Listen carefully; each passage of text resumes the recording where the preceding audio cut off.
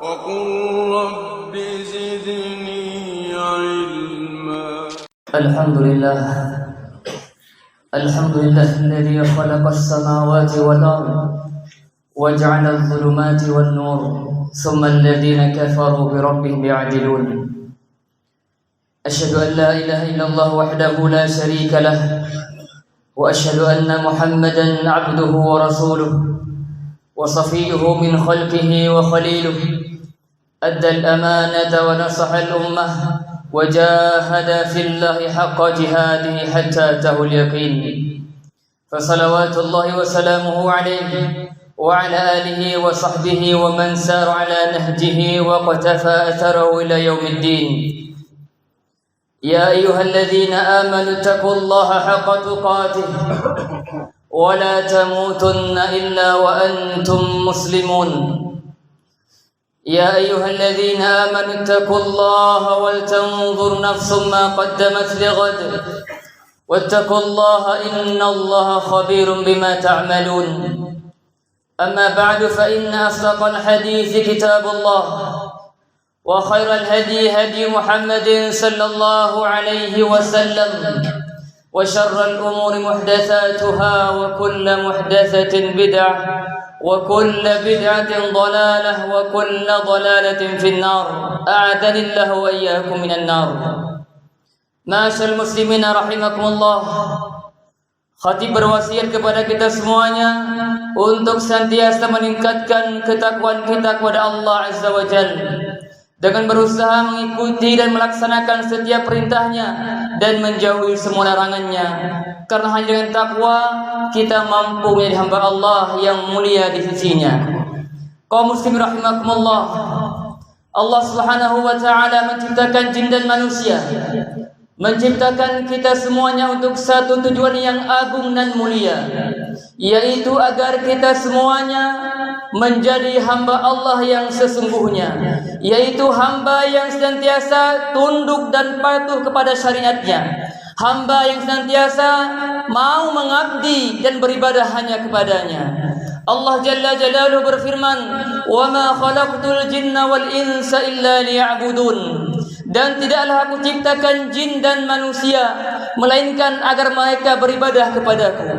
Kaum muslimin rahimakumullah, di antara ibadah yang Allah wajibkan kepada kita sebagai seorang muslim adalah ibadah salat 5 waktu. Salat memiliki kedudukan yang sangat agung dan tinggi dalam Islam. Salat memiliki keistimewaan yang tidak dimiliki oleh ibadah-ibadah lainnya. Di antara hal yang menunjukkan akan agungnya salat 5 waktu, yang pertama bahwa salat 5 waktu merupakan rukun Islam yang kedua, bahkan termasuk rukun Islam terpenting ba'da syahadatain. An-Nabi sallallahu alaihi wasallam bersabda, "Buniyal Islamu ala khams, syahadati an la ilaha illallah wa anna Muhammadar Rasulullah wa iqamis salah wa ita'iz zakah wal hajj wa shaumi Ramadan." Agama Islam dibangun di atas 5 pilar. Yang pertama syahadatain, dan yang kedua mendirikan salat. Yang kedua, di antara hal yang menunjukkan pentingnya salat, agungnya salat dalam Islam, bahwa salat adalah tiangnya agama. Kalau kita ibaratkan Islam bagaikan sebuah bangunan, maka tiangnya adalah salat 5 waktu. An-Nabi sallallahu alaihi wasallam bersabda, "Ra'sul amri al-Islam wa 'amuduhu as-salah wa dhirwatu sanamihi al-jihadu fi sabilillah." Inti segala urusan adalah Islam dan tiangnya adalah salat dan puncaknya adalah jihad fi sabilillah. Kaum muslimin rahimakumullah, yang ketiga, bahwa salat merupakan sebaik-baik amal yang dilakukan oleh seorang hamba. Nabi sallallahu alaihi wasallam bersabda, "Wa'lamu anna khaira a'malikum shalah." Ketahuilah bahwa sebaik-baik amal kalian adalah salat. Yang berikutnya, salat merupakan amal yang pertama kali dihisab pada hari kiamat nanti dari amal seorang hamba. An-Nabi sallallahu alaihi wasallam bersabda, "Inna awwala ma yuhasabu bihi al-'abdu yawmal qiyamah min amalihi salatuh." Sesungguhnya Amal yang paling pertama kali diminta pertanggungjawaban pada hari kiamat kelak dari seorang hamba adalah salatnya. Fa in saluhat faqad aflaha wa anjah. Jika salatnya baik, maka dia sungguh telah beruntung dan selamat. Wa in fasadat faqad khaba wa khasir. Dan jika salatnya rusak, maka sungguh dia telah merugi.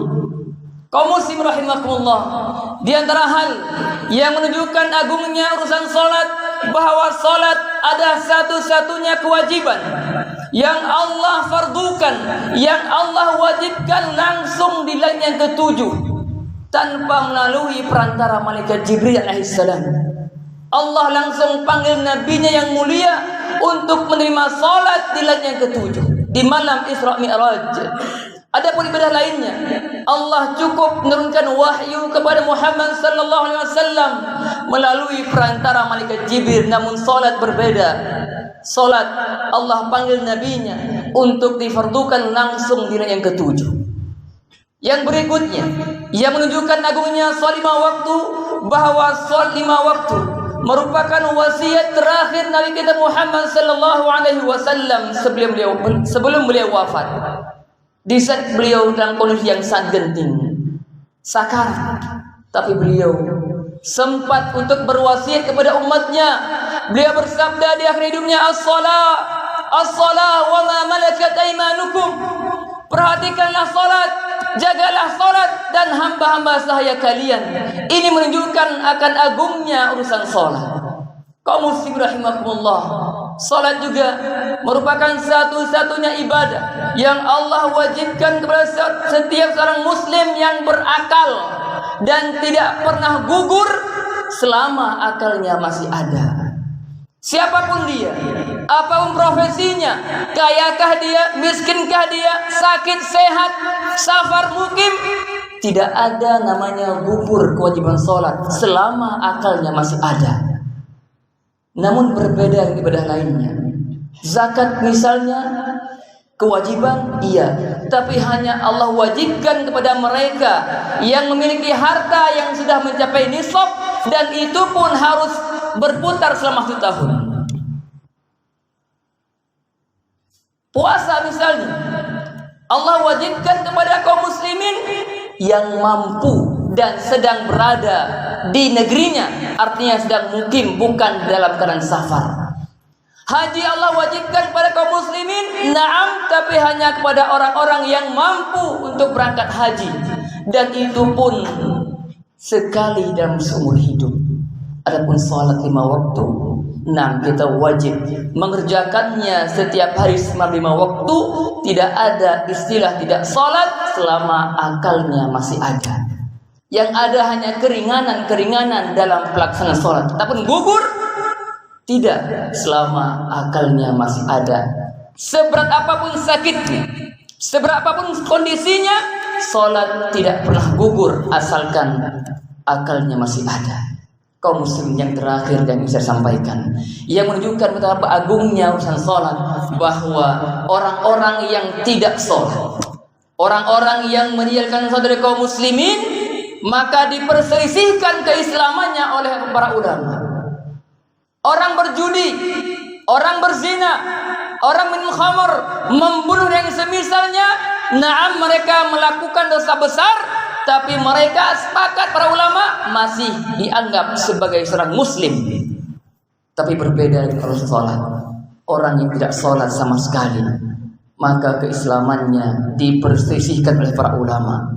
Ada di antara mereka yang menghukumi dia adalah kafir, murtad dari Islam, dan ada yang mengatakan mereka telah melakukan dosa besar yang lebih besar daripada zina, lebih besar daripada minum khamr, lebih besar daripada membunuh, lebih besar daripada zina. Ibnu Qayyim mengatakan dalam kitabnya, la yakhtaliful muslimun anna man taraka salatal mafruḍah amdan. Kaum muslimin tidak berbeda pendapat bahwa orang yang meninggalkan satu kewajiban salat 5 waktu, maka dia telah melakukan dosa besar. Wa anna ithmahu a'dham min al-qatl wa akhdh al-amwal was-sariqah waz-zina wa syurbil khamr. Dan dosa orang yang meninggalkan salat itu lebih besar daripada orang yang bermuhamar, berzina, mencuri, membunuh dan lain sebagainya.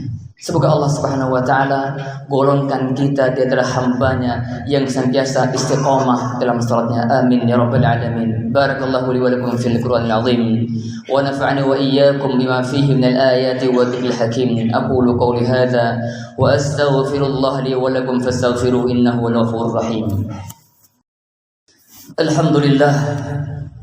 Alhamdulillahi rabbil alamin wassalatu wassalamu ala sayyidil anbiya'i wal mursalin wa ala alihi wa sahbihi ajma'in, amma ba'd. Ma'asyiral muslimin rahimakumullah. Jika demikian agungnya kedudukan salat dalam Islam, maka tidak sepantasnya bagi seorang yang mengaku dirinya muslim dia meninggalkan salat. Tidak pantas bagi seorang yang ridha Allah sebagai Tuhannya, ridha Muhammad sebagai Rasulnya, ridha Islam sebagai agamanya. Tidak pantas dia meninggalkan salat atau meremehkannya. Maka jemaah sekalian, mari kita introspeksi diri. Tanyakan pada diri kita masing-masing, sejauh mana perhatian kita tentang salat? Bagaimana sikap kita saat kita mendengar seruan azan? Apakah kita akan segera bergegas menyambut seruan azan, atau malah kita berleha-leha, atau malah tak peduli?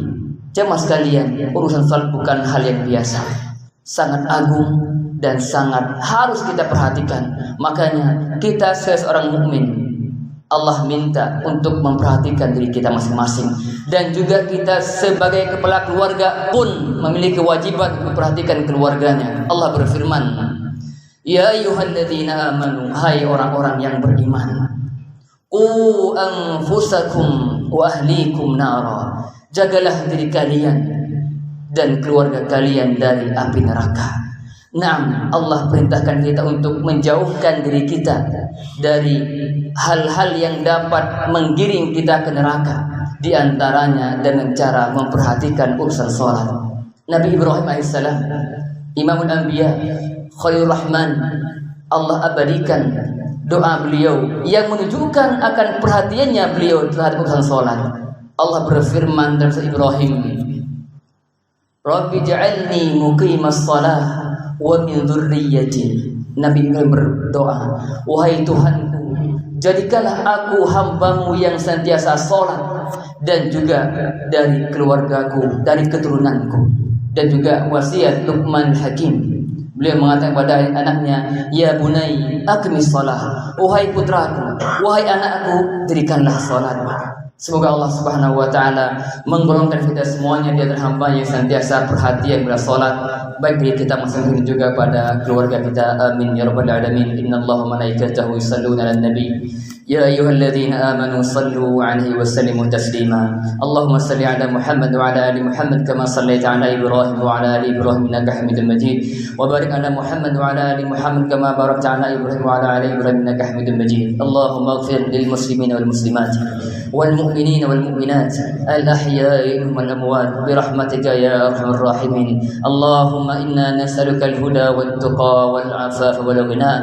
Allahumma la tada' lana fi maqamina hadha dhanban illa ghafartah, wa la daynan illa qadaytah, wa la maridan illa shafaitah, wa la mubtalan illa 'afaitah, wa la hajatan min hawadina wal akhirah illa qadaytah bi rahmatika ya arhamar rahimin. Rabbana zalamna anfusana wa illam taghfir lana wa tarhamna lanakunanna minal khasirin. Rabbana atina fid dunya hasanah wa fil akhirati hasanah wa qina adzaban nar. Wa akhiru da'wana alhamdulillahi rabbil alamin wa aqimis shalah.